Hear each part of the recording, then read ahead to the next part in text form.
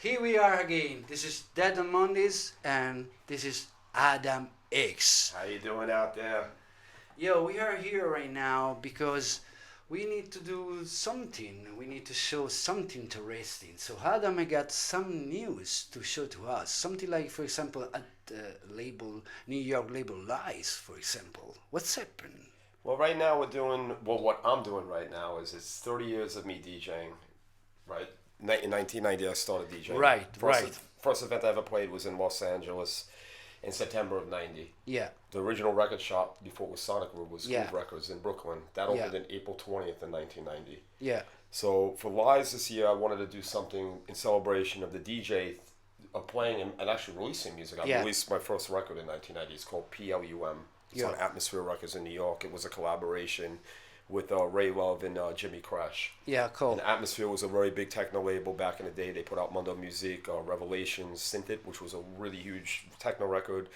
Records from Joey Beltram, Damon Wild, Frankie Bones, everybody. You know, there was a lot of the New York people on the label. Yeah, huge. So, doing that in celebration, but it's also 25 years Sonic Groove. Right. You know, and actually the comp is going to come out on April 20th, which is the day the original record shop opened in Brooklyn in 1990. Oh, fuck. That's great. Even though the difference between Sonic Groove and Groove was that when we opened Sonic Groove up, it was in Manhattan. And then Heather Hart came in, and it was the three of us as owners. The original shop was my brother's shop, but I ran it. And then I kind of took it over, actually, because he was not available to really run the shop. So I'm the one that was like in control of it for most of the time. Yeah. But, you know, the label Sonic Groove started in 95 also, so... This is why I'm doing this. It's kind of like a 30-year, 25-year celebration. Yeah, also because 30 years was your DJ career in the 25 and also year, the shop, the original shop, right? But the label itself, Sonic Groove, is 95. Yeah, so. and we was in the past weekend to celebrate. And we got two more to go in Charlotte. We're doing two more this year. Yeah, it was huge. And in Detroit, and you know we have now solidified New York, and we're working on other stuff in Barcelona and. In Belgium, we have a bunch of things. Yeah, take care for the Sonic Groove sound system around the world, guys. So right now we want to get to play something, right? Well, let me finish here. We can play it in the background. So right now, the first thing that's coming out in maybe about a month, 5 weeks is a compilation of not all my acid tracks, but a compilation of acid tracks of my stuff from the 92-94 period, Direct Drive. It's also a collabs with other artists like Audio Sex, who was a really, really sick acid producer back in the early 90s. Yeah. He did Injection Records out of from Wiesbaden in Germany. But he's also known as Andre Fischer, and he did a lot of the early EBM Frankfurt stuff like Recall 4, Scope, Dizu Funked. You know, so Sweet. Andre and me have a track. He recently unearthed. I had not heard these tracks since the early '90s. He unearthed like 15 acid tracks he made in his kitchen back in the day, like in '92. I hadn't heard them since, and he sent them to me, and I was like blown away. I was like, because this guy is like a master 303 program. Yeah, man. I did also some of the acid track, of course the acid. I did a lot of the rhythms in the tracks. So one of the tracks from that collab is going to be on this comp. It's unreleased. There's another track I did with Thomas Heckman and Jimmy Crash that was only on a CD like in 1993, a really unknown CD out of Germany, something called Mindworks. So that's going to be on vinyl. And then all the stuff that I did on Direct Drive, not all, but the main tracks. Yeah. Also stuff I did with Heather as X-Heart on Communique on William McBride's label, and these tracks were not really labeled correctly, so a lot of people don't know that these tracks are me and Heather. Yeah, that's great. That's great. So I'm super psyched. Wait, let me finish. You bring something cool. And then the dub did the mastering, and the mastering's amazing on the new stuff. It's like it is really like, you know, when you hear like, oh, this rock band, they got this remastered version, and you're thinking, well, is it gonna be changed that much? I mean, actually, the remasters on this are sick compared to the original. Right. Oh, that's great. So that's great. I'm super psyched about this. That's great. So let's play the track. That's the first one that's on the comp. It's with me and Heather. This track was originally on Communique Records. It was like Communique number 9. There was no titles on the labels, and you had to look in the etching, and it was really confusing, and I don't think a lot of people actually knew this track or knew it was me. And Heather. That's great. And we used, in this one, we had 3 303s rolling on top of each other. This is, you know, back in the day. It was just all hardware, you know, CV, control voltage fucking, you know, syncing and whatnot, right? I can't wait. That's great. CV trigger, you know, through the 808s. It was like, back in the day. I haven't worked in this method in like over 15 years. Yeah, sure. So let me play this one because I actually really love this track. It's just a sick acid. Adam X.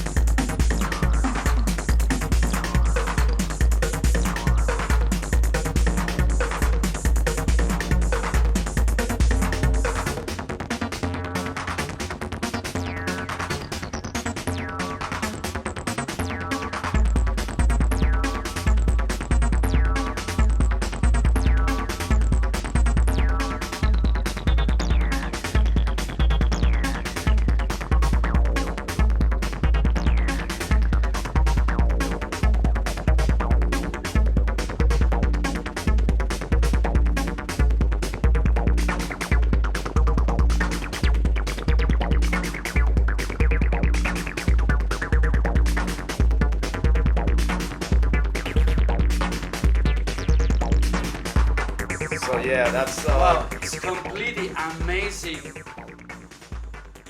So yeah, this is this will be the first track on the comp, but there's a lot of heavy stuff on there, and there will be a limited edition white label with 4 other tracks. Because on the vinyl we didn't want to make a triple pack, so we made it a limited edition white label of some extra tracks, and then it'll also be all available digitally. The whole package you can get digitally. Yeah. So the white label's actually coming out first. I think it maybe make 300 of them. All right, that's cool. That's the plan. So that's the Adam X celebration right now for the 30 years. Yeah. And then the next big thing, as you know, because you've participated in it, is the 25-year anniversary of Sonic Groove compilation, which has got you. It's got Reese Fulber with Portion Control. Portion Control is a legendary electro band from England from the early '80s.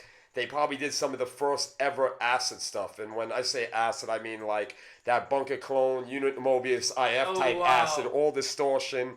It's I Staggered Mentally. They did this album back in like 1982. Yeah. Which is on Dark Entries. You can get it on Dark Entries now. Yeah. And it's like really they're to me the first guys that did the real deal acid stuff. So the vocalist of Portion Control did a track with Reese Fulber. It's incredible. Orphex has a track on it. Maybe my favorite Orphex track ever. Wow. really on this comp, everybody just gave me the best tracks. It's a bootleg. It's like this is, there's a lot of techno compilations that come out over the years, and a lot of them people just give their filler tracks. They don't want to give their good shit because they want to use it for their own records. Yeah. Well, I made sure on this comp that nobody did that. You know that because I told you that when we were doing it. I was like, I'm aiming on this one really hard. And we got Robert Miner, the Source Experience on there. We have Dasha Rush, me, Maidon, Diagenetic Origin, Panacea, Crystal Geometry. All the full force. It's the full force. Realms. Everybody's on it. That's I got great. everybody in on it, man. That's great. I can't wait. I'm excited. It's coming out in April, right? April 20th. That one will be out. That's great. That's great. And, that's cool. Yeah, we're doing a series of parties we have in the parties here in Trésor. Yeah. We do this really big one in Movement, more with the North American artists because there's the work permit problems for the U.S. So we have Reese Fulber, Orfex on that one, Maidon, me, Realms, and then my brother Frankie Bones. You're right. And Heather Hart. And then we move it also to New York the following week. Great. We just do one with the original, most of us just DJ, me, Heather, and Frankie, with Maidon playing live. Yeah.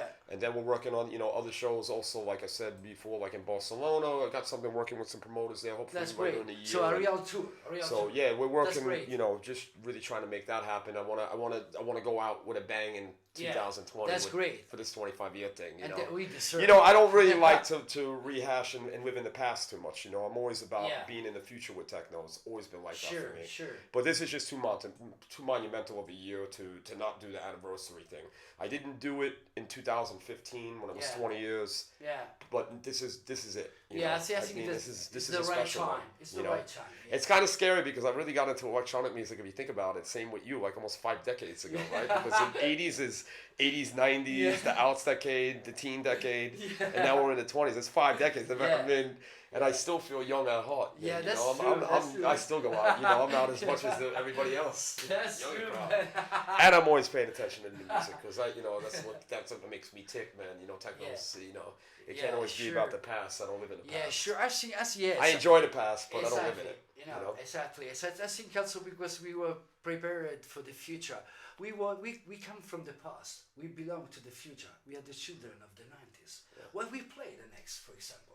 Well, let's bring in a special guest that we have here, who to me is probably one of my biggest favorites in the 90s, right?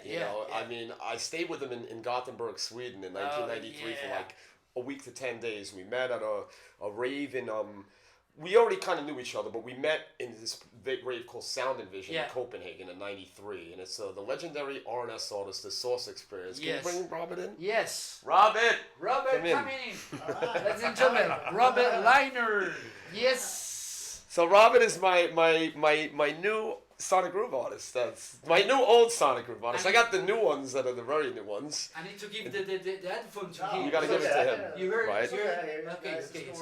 So Robert and me, we go back a long time, and I am just honored to be able to work with him now. Like, cause this guy in the R&S days, you had CJ, you had David Morley, you had Belcham, the main players in R&S, and then there was Robert. And I don't know.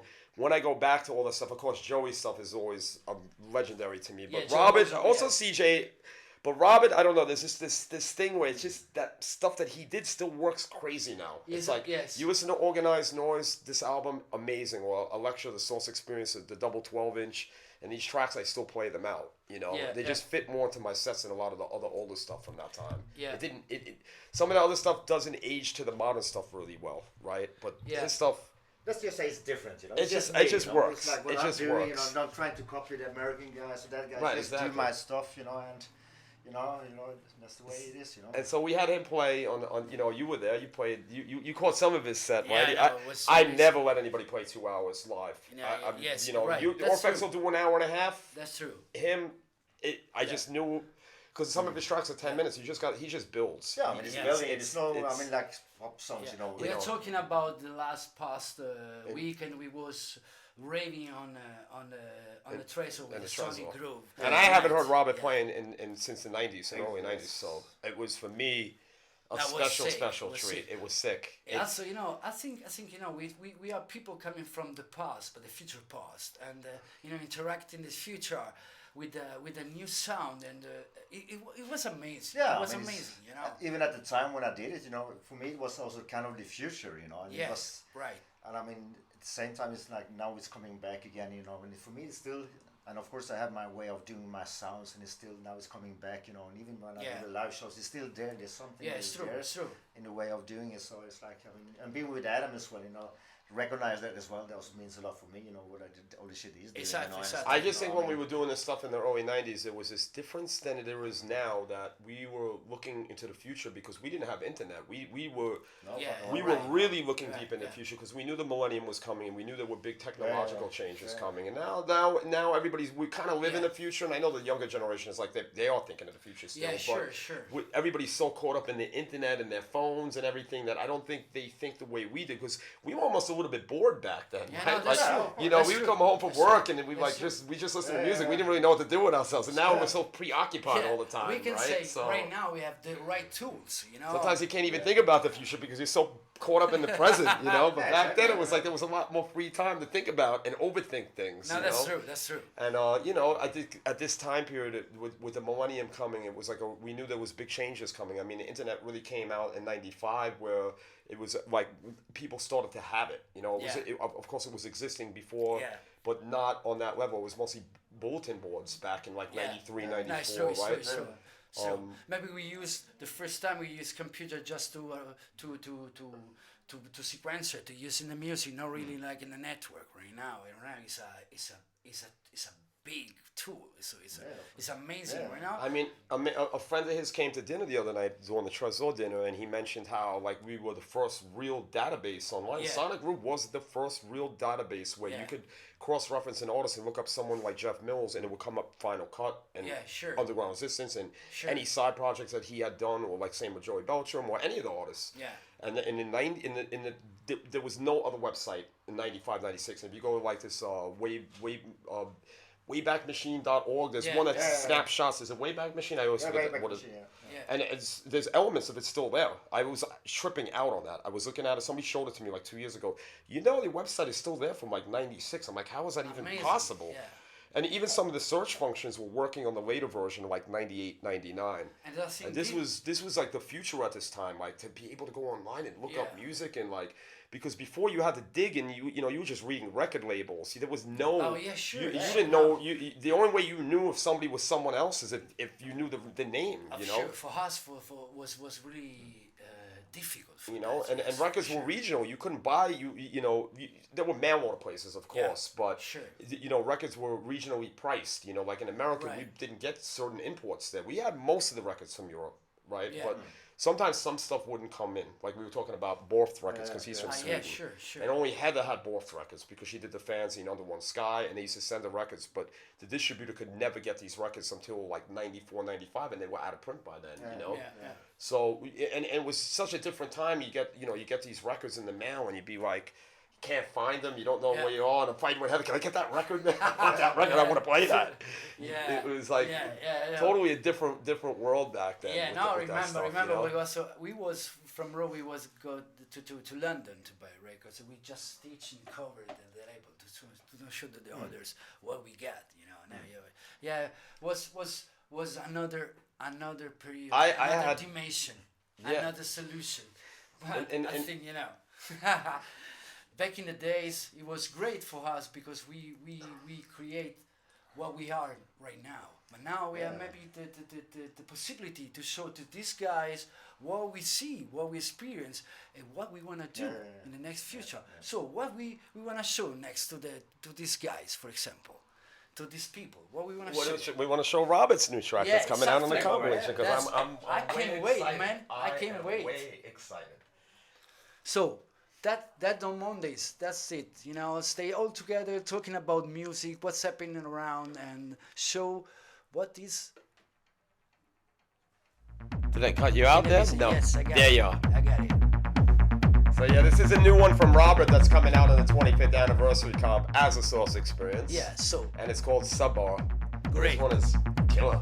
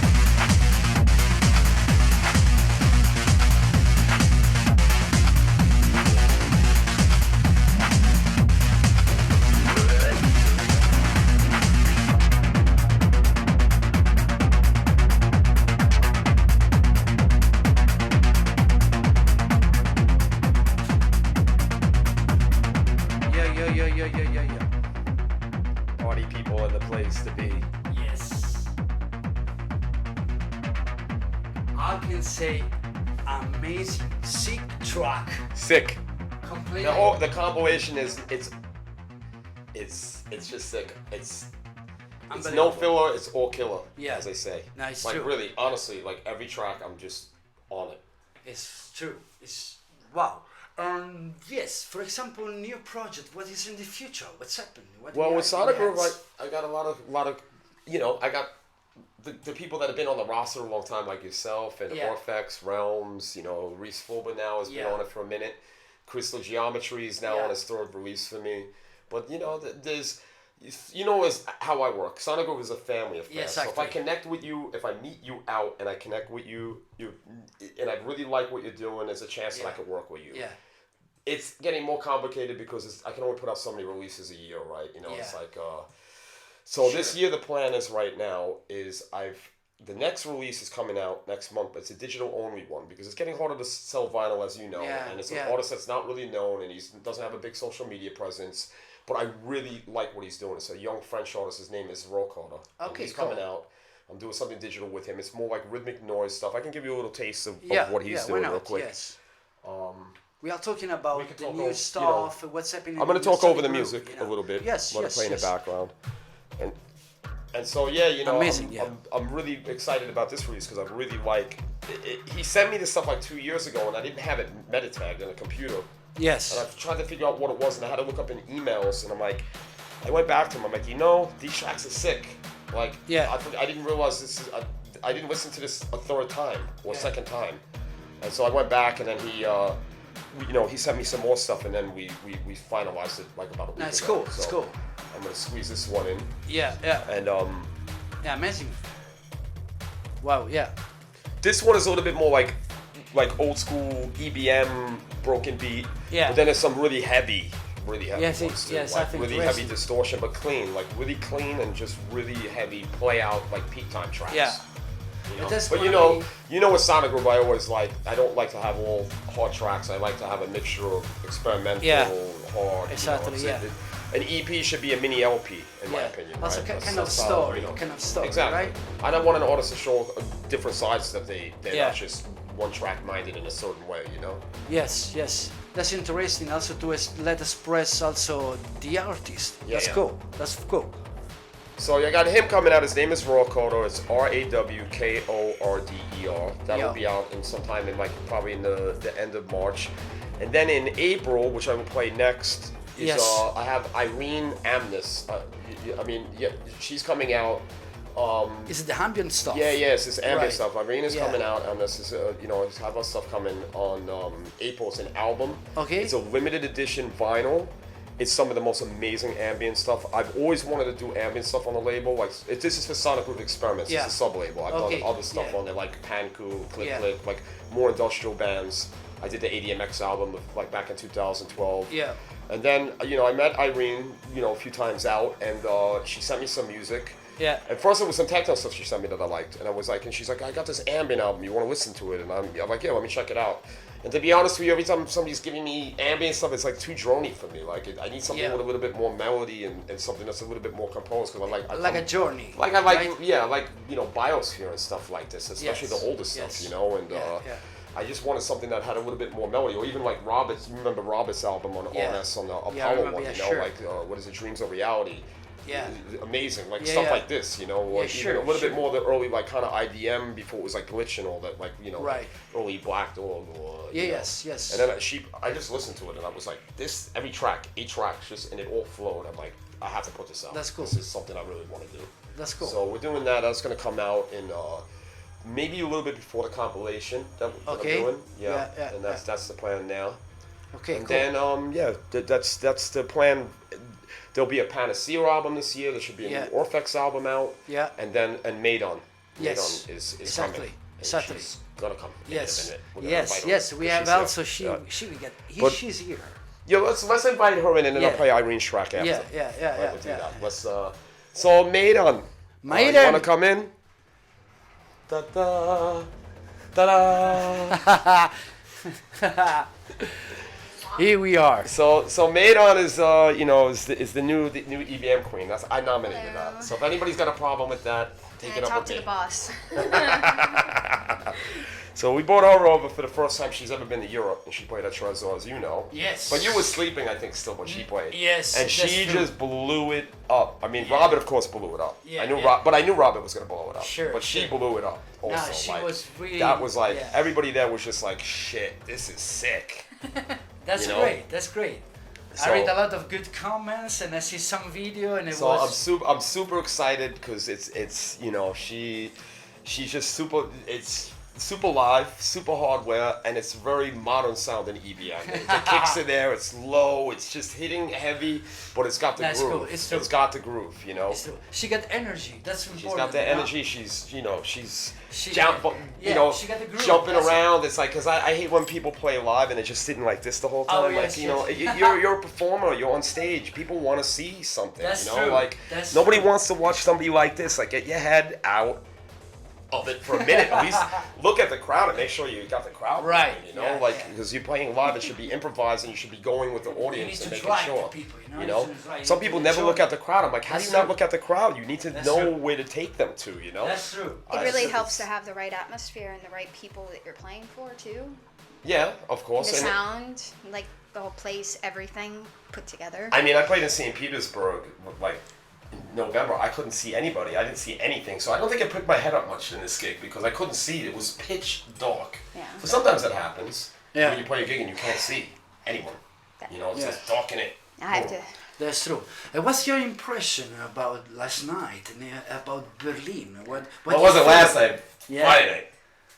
Trezor. Fuck. Amazing. Completely amazing. Yeah, you know. Like just the right. It was magic. It was like kind of like magical. Yeah. And the sound and just the whole experience. Yeah. No, it was really huge. We was all together. It was really a great team. But you know, for the first time, he was in a big club like Trezor, and you really ride like a wave. That's what's really important. You know, that's important when you go in some place and you rock. That was great. That was great. Well, now I got the EBM kings and the queens on the label, right? I got Reese Bobo. Even though Reese is not really doing EBM now, he's doing more like this modern broken beat techno stuff. Yeah. And he's told me what he wants to do next, and I like the idea. I'm not gonna blow his spot up, but surprise people. Yeah. But I have her and then Crystal Geometry's album. I mean, that's an extra. Yeah. It's like that's Yeah. the EBM album of the No, moment. it's really great. It's really You know, and it's, so- it's I'm psyched. And dancing. you know what Sonic Groove, it's not always about EBM or industrial. I'll still do techno. Like Robert's stuff is more like Yeah. psychedelic, mental techno, which is Yeah. really what I've always loved, especially back in the day. Yeah, I yeah. still love it now. Yeah. So I don't like to pigeonhole the label to one sound. You know, I have Realms who does this kind of like, especially the early Realms stuff was like kind of like Detroit techno mixed with industrial, like rhythms. Yeah, You know, so it's you know, I like a lot of different styles of electronic music, No, and that's good, that's I'm good. always gonna mix and match this Yeah. stuff up, and Also you know. because you leave the personality of the artist inside the music, so you let them to show what you got. So that's cool. That's So cool. you know, That's and cool. then mixing the older artists up with the newer artists, you know, Yeah. that's the key right here. Is want to keep the label very fresh and new, Yeah, yeah. and keep it moving. Yeah, you know, fresh 25 energy, years, yes. it's still gonna be like it was in 1995 when it was fresh. And That's because I'm not correct, into that's old correct. stale ass shit.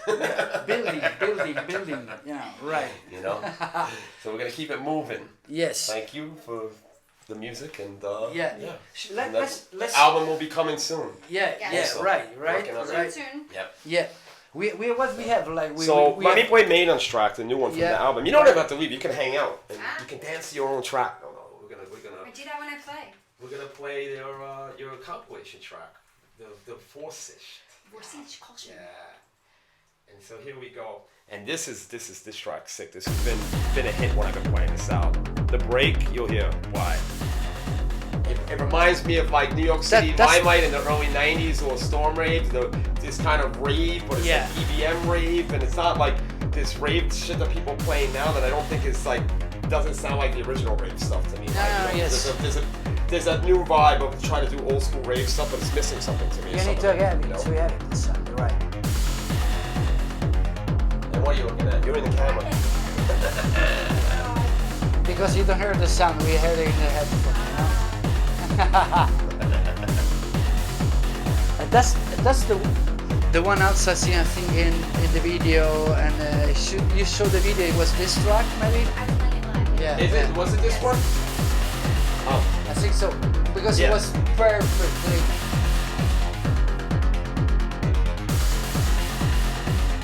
She played a lot of new stuff I never even heard on the night, so it's like the best of the break. Yeah, man, this is like it's all great. You know what I'm talking about. But I love it because it's like modern. It's got the big driving bass kicks in the bottom. Because she lived this sound. She danced this sound. She got it. Yeah. It's got the groove, which is missing in a lot of this. You know, as you know, the techno is getting much faster right now. And I mean, we grew up. I was playing even faster than these people. I was playing 165. I remember. And you were doing the same. You know, with the automatic sound unlimited stuff that you were making back in the '93. So we were even faster than what's going on now. Yeah, right now. I just particularly like music that's body music. You know, it's gotta be 128, 130 for me to groove. Also because more happy you go, more fast you go, more the groove you lose. The groove. It's more dynamic when it's slower. There's more bass response, right? Exactly. So just going too fast when it's fast. For example, I started the program today to play just in the wrong speed. Just played records not 45, 33, like it was start the new beat. Remember, course, exactly, right. And it was so sexy, so also hard, but slow, and it was great. But you know, there's a fight between the techno sprouts right now. I talked to some of the artists, and I know there's a lot of us that don't want to play that fast, so we're not going to do it. People like Bass, Fatal, and there's also a younger generation that wants to keep the body music wise, right? So, but that's great. That's so. Maybe the scene split the way they always did, because you always had different scenes. This body music, industrial EBM thing is not going to die. There's a big following for this music. No, that's true. We have our own thing. But also yes, Also because I think, you know what, I think people check about the energy into the music. Sometimes they were thinking the energy I needed just with the speed sound, faster sound. But that's not true. You need to be also,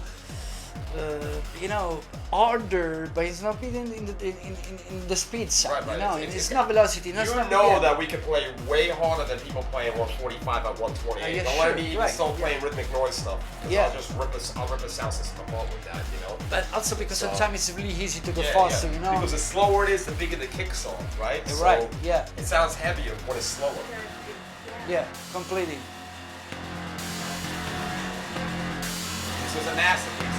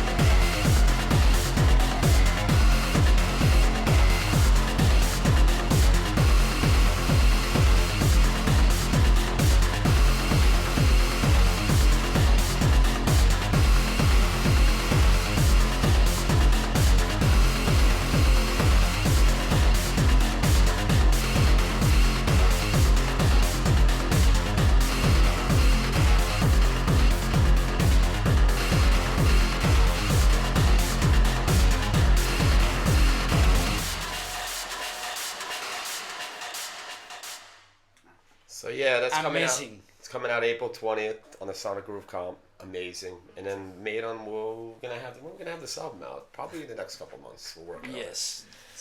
I mean, the biggest challenge right now with the label is the vinyl, and it's a problem at the moment for everybody. The vinyl is, in the last year, I don't know what's happened in the vinyl industry. It's just really gone down a lot. It's a really struggle to sell records. The digital market is way up. You know, the streaming is way up. Digital downloads are up for us, but the vinyl is a bit stressy at the moment, as you know we've discussed it. I discussed it with Philip, who just was on the show, and you know. Everybody, we're all like, where does it go? You know, with the records, it's just getting lower and lower, and then you have this fire in this plant in I was talking California, with and that's going to be even more of a problem soon. You know, it's not yet because there's still stock of this. I didn't trust before. I didn't trust. I was thinking, there's no possible. We have out in Europe this possibility. So it's also trying to adapt now because I mean, hey, you know, I owned the record store for 15 years, right? So for me, the reason why I switched to digital in 2005 was that. You know, the minimal techno thing really took over, as you remember, right? And then all these distributors that were around, like companies like Noiton and EFA and all these companies, they were all pushing minimal techno. So if I went to give them something that was industrial with EBM on the label, like the Conflict EP that I did, or this Europe Electronic Power Industries that was like licensed, I licensed a bunch of old rhythmic noise tracks. I had a hard time getting these companies to sell that stuff. They started to really dictate the market on what was selling. And if they didn't like the music, they didn't push it. So I was like, you know what? All the industrial rhythmic noise stuff was coming out on CD through the industrial scene. So I started playing with CDs. You know, with the old CDJs, the 100s, the silver ones. I remember. And then I got Serato Scratch, and I was like, I didn't have my record store anymore, so I didn't have to be loyal to vinyl as a store owner. But I've always liked records. I mean, I always wanted my stuff to be on a physical product, whether it was CD or. Because I did actually, one of my albums was CD only, State of Limbo from 2008, because it was still a shit market to do vinyl for underground techno music. Everybody wanted minimal. So I remember that you're talking about the period where you fight with few others over here for 2007 right now. But now the vinyl is getting it seems to sound even worse than it did then. It's really in a strange period right now. But that's because and in 1 year it went down like 50% in in sales. It's crazy. I'm suffering because I just play in vinyl, but I think we have just few right now. That's we're in a strange state because I still want to have music on a physical product, and I want to be able to offer my artists that as well. Sure. And it's a test in this year to see where it goes because I often think like, well, what selling 200-300 records, that's nothing either. It's like of course. You can spend the energy, the money that you spend on that on promotion and promoting the artists more, because it's a lot of money. The problem with producing records is that the cut itself, the plating is 400 euros. If that process wasn't so expensive, it would be much easier to produce vinyl. That's true. That takes up the bulk of it, But also it's the market changes. You see nowadays, all people use the tape, and now tape is fucking expensive. I know. And then so many people now just even stream music. They're on Spotify, they're not a DJ. They're already saying that technology exists to run streaming on CDJs, or maybe not these CDJs, I don't know. But they say that the CDJs, that they're working on this streaming thing, which is kind of weird to me. Like, I would not trust, I would have to have some sort of backup. I mean, that's the future. That's the future. But that would be, But it's interesting to see where we are. It's 2020, it's a new decade. So I know as long as I've been doing this, and you probably agree, that in the beginning of every decade, there's a really big change in the music. Like, in 1990, it was coming out of like acid house and techno formed its own thing, it was coming off of that compilation that came out of England, the Detroit Techno Comp, and now techno had its own thing, right? And then the music was changing so rapidly back then too, if you remember. Every 7 months, there was a new style coming out. Yeah, that's true. And then in the end of the 90s, it started to slow down on the changes. The techno was around for some years, and then we got into the Outs decade, and then it was more like Electro Clash and Tech House, and Minimal was really big. And then techno came back in 2009-10 for this decade. I don't know. I don't have my finger on what really is next in techno right now. I mean, of course, we see this faster sound. They say there's a return of the trance. I don't really hear it that much in Juno when I'm listening to techno records. I hear a couple records. You know where I stand on that. I'm not a trance fan. Never really was. Yeah. Except for the original Belgian trance. Before it was not called trance. Like the exactly. He chilled out early R&S records. Yeah, also because when it was slower and it was groovy and had some rhythm. That was new beat. That was new beat. Right, exactly. And after the bonsai and the others call it, you know, trance. Sorry, not me. Let me hear me play that. Yeah, no, sure. And now what we're gonna do here is something about the so harp, let's go back now to the newer artists that I'm promoting, and there's Irene Anders. She's got this album coming out, this ambient album, which I think is a masterpiece. And what I like with her is that I went out to hear her play at Gagan, at a Kit Kat in the beginning of January, and like she just blew my mind as a DJ. Like she wasn't playing ambient, she was playing like industrial EBM with 3 CDJs, no auto sync, chopping, cutting, just the way we, what we're into. Like I need that when I'm listening to DJs. I can't just watch people just straight mix. They have to do tricks and they have to do something. And I was completely captivated. I was thinking like, wow, I'm putting her album out, and now I know that she's a good DJ. Yeah. So she's gonna definitely be added onto the rosters when because really on Sonic we don't have that many. I don't have that many DJs. It's really you and my main guy, right, and then me, right, and then Henning Bear, Henning is available, and I can book him for something. Yeah. But most of the artists like Megan and Reese and Crystal Geometry, they're they're live, and I want them to play live. Panacea, he can, of course, Mattis can DJ as well. Yeah. But if I'm booking him, I really want him to play live. I want to have I definitely need another DJ or two on the label. So I'm very excited to have her joining, and I will also do some techno stuff with her. But let's drop her a new track. It's just really cool ambient, just great shit. Now, how are we getting it on there? Is it in? I didn't even cue it up. I'm terrible. 1, 2, 3, 4, 5, 6, 7, 8.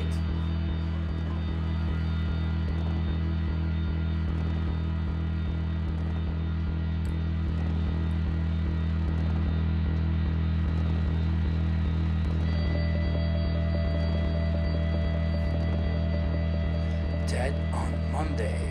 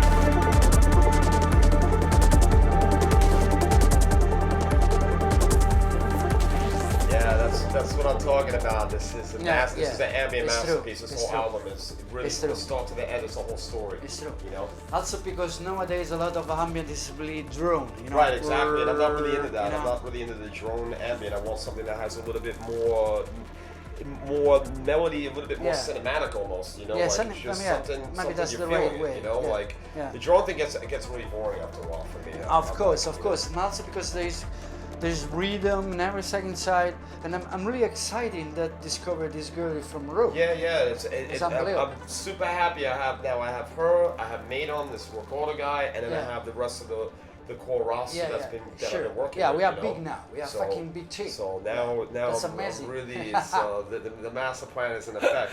Like I said, the only thing that's kind of hurts a little bit is this vinyl thing, you know. It's like where to go with it and how to be able to keep doing it and getting it. Also because we need to be real. So we are really upfront the new future, and I see the future gonna be really different than what I thinking before. Yeah, I know. You know, so it really micro things. You just think about it. Streaming is like in the last 2 years is like insane how many people stream now, like Spotify and like. Yeah, also because people they don't buy anymore the things. They don't bring things, you know. It was there for years, of course, but now it's super massive. Everybody I know has a Spotify account. Everybody's listening to music on there. Yeah. Except me. I'm still walking around with MP3 files in my phone. Because you know a lot of music I'm into is just not available. I also can get out from this, but sooner I still want to own something. At least I own some virtual files somewhere. At least I still own that, right? It's not physical, but I still own it on my own computer. That's mine. But the future is completely virtual. Drive. So we need to go be straight to the fucking virtual, you know. You know. So I've always been into moving forward. So what we read in the comics in the film right now. You know, it's this. So what we wanna conclude our medium today. Let's see. How about your track on the compilation? Right? The legend, the Roman legend, Max Durante. I mean, you know, you're a scene starter. Let's talk about you a bit, right? You're the guy that started the Roman techno scene. You've been DJing since what year? 86? You're DJing longer than me. No, I mean, 87 I started. 87, in right? Eclipse, I mean, you were already... I started with the Scratch. What was your first party in Rome? When did you do the first techno party in Rome? In the techno, the first time I played electro was 87 in the club. Techno was in the 90. 90, right? Same time, right? Yeah, it's hard to say 89, but were you playing acid house in clubs in 89? Yeah. Were you playing in clubs? We try to do a lot of this. This is also Laurie, the other guys from Rome. We push a lot of this stuff, but we was really in that period in love with London. We was there to buy records to discover this kind of sound. I think we was really ready in the early 90s. When not really in the period of acid party, because also it was so fast. You remember it was a short, because the Queen just quit. In Rome at that time, the only people really making records were you, Violetta Baldi, the first was Lauren and Leo. Right. You came a little bit later, right? It was the ACV. The other one, it was Sun Never Seen. It was Laurie. And after we come in few years later, was 91. We was just. Me and D'Arcangelo, we started to do one of the first big Italian rave. Was I think the most important we can say, where we invite all the people from the Plus 8. It was Cybersonic, was the Fuse, Danny Bell, and Speedy J, whatever. There we decide to do together a band. We was the first Italian industrial techno band. Yeah, I mean that stuff. I used to buy all that. The ASU stuff was. There we start. We was 1992. We was started to do the first records, and it was amazing because I remember. Few years later, was maybe 93. We was just in Switzerland, and we gave the records to Afex Twin, and he just reply, I already have these records. So there I would discover, wow, we do really a lot of things. We really go more of what we thinking about, you know. Yeah, I mean, I think, you know what, sometimes it's hard to think in what we done in the past. So I know, I can't even remember half of that shit so long ago. I mean, I remember all the music. The music is always the memory, right? Yeah. Like when you hear something, it always evokes something from a memory. But some people be like, you remember this party you played at? I vaguely remember parties. Like, just, I remember vague things from playing parties. I can't remember even a lot of tracks that I played at parties. Yeah, no, Sure. Sure. But was great because I think sometimes people ask to us, what is the past? What's in the back in the days? We was not maybe so serious like them. We was just free, doing whatever we have inside, show our music, enjoy the sound. Well, the thing was back then, everybody was young that was making the music, right? There was no people our age making techno music at this point. Everybody was in their young, some people were still 19, 20, 21, even now, there's not that many young techno producers out there. Usually, most producers that start to get popular are in their later 20s. Really faster because it's another way. I think like Phase Fatale, Hayden's been doing his thing for like 5-6 years now. He's almost 30. Yeah. So he was one of the really younger ones that came up kind of quick, but there's not so many that come up that they don't really start. There's DJs like a lot of the Berghain guys, like Muscle Detman and Ben Clark. Before they actually became international DJs, they were already in their late 30s. Nowadays it's a jungle. When we started, it was just us. The techno was just for few. Now techno is for everybody, So it's... And it's not that I never thought I would be doing this in 30 years, but, was it going to last 30 years was the question. And it's amazing that this music's not going to stop. It just keeps going. There's at this point, I know there's no end because it's electronic music. It's the future music. It's always going to be the future music. It's not going to... It's just like guitar music, acoustic music, rock. It's always there. But many people talking back in the days talking about punk. This is a techno, a new punk. I think techno is just a kind of a new rock. This is the sound of the future. Yeah, it's always the sound of the future. It's technology, techno. I think. You need to kill each other. You need to kill each other to finish this program, to finish our career, and to finish everything. I'm just curious, what could be next in this music, because sometimes it seems that everything has already been done, and the only thing that's changed in the last years is actually the production technique. When you listen to records from the 90s, they don't have the punch and the drive that the newer records have. Yeah. We didn't really have the gear for that back then. It was only a few artists that really had a higher level of production than us. Like you look, maybe a lot of the Swedish techno stuff that was really compressed, like Carrie stuff, where they were really the first in Joey Belcher that had this really tighter sound. Yeah. But even when you listen to those records now compared to what comes out now, the sound production is way ahead of that.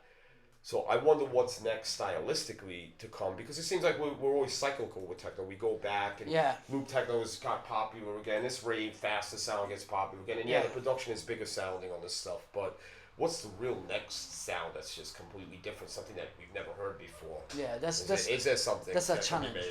I'm just wondering. That's the point. Yeah, that's who's great. Gonna come out? Who's going to do something that we're all going to sit back like when Aphex Twin came out in 1992 or 91, and we were all like. I mean, he was already making stuff before 92, but when his stuff really first came out in 92, and they were saying he was the Jimi Hendrix of techno because he just did something that no one else did, and it's true. That's true. He really did. He's the original industrial techno king. There's no doubt about it. Those Caustic Windows, Joy Rex 9, and Masculine United remixes. I mean, that's the hardest industrial techno shit ever come out. Unbelievable. Yes. So it's all cyclical in a way. I'm just wondering. That's it. Wonder where it's gonna go. But I think if we want to go into the future, we need to change something to really something is happens. But in the music, I think it's not to go to the table and thinking, no, what I can do. It's just how you experience, how you wanna do something. I think every time to change the music is depends on what we're talking about. It depends about the speed. So how you change the speed in the music, how you change out the beat, But let's go bring it down to a slow tempo vibe. Yeah. That's before. Really has never really been like that in this music. It's been a scene since New Beat where it's slower. That's before I start the program today. That's this with 96 BPM, 100 BPM. But like, you know, but like a club where people go out and listen to this stuff. Yes. There is nothing that Yes. exists like that, Yes. which would be totally Yes. totally wicked. I want to do like a show kind of call it wrong speed, and I used to play like that. But now used to play the right speed, and we're gonna play the right speed on your new track on the compilation. Max Durante for the new compilation of Sonic Groove, and this is the track called Mondo Violento. Oh, I gotta keep doing that. He is violento. I wanna kill him.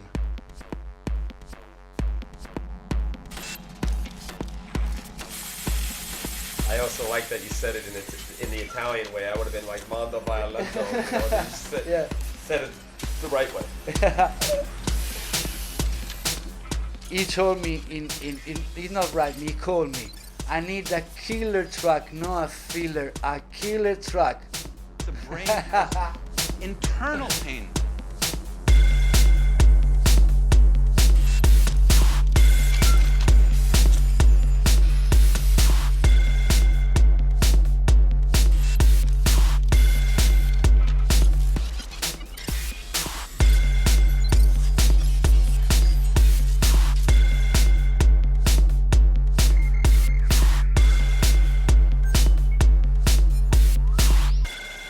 Endogenous pain control mechanism.